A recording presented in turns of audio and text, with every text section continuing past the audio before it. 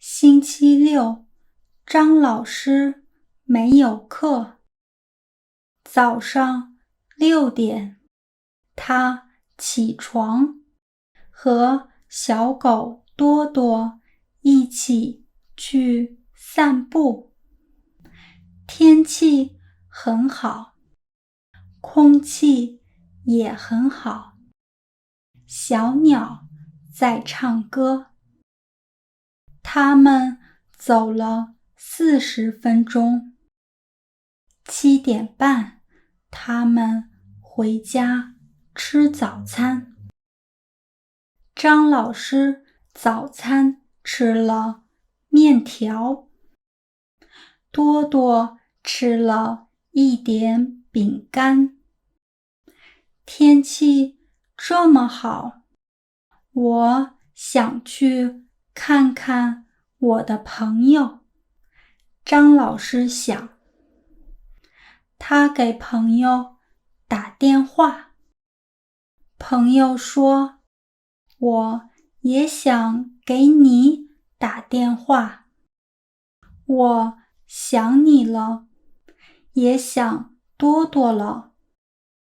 你们今天来我家吧。张老师和多多乘地铁去朋友家。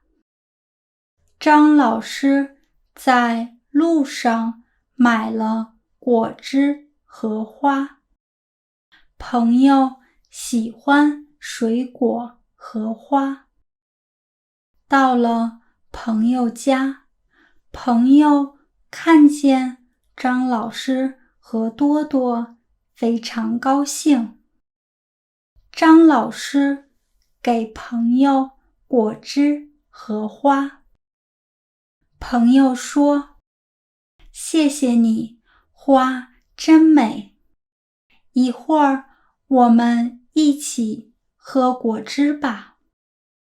他们一起喝果汁，聊天，聊工作，聊学习，聊爱好，什么都聊。多多在他们旁边，静静地看着他们，听他们说话。有时候摇一摇尾巴，好像在说，你们说得对。看着多多可爱的样子，朋友笑了，张老师也笑了。他们就这样聊了一整个下午。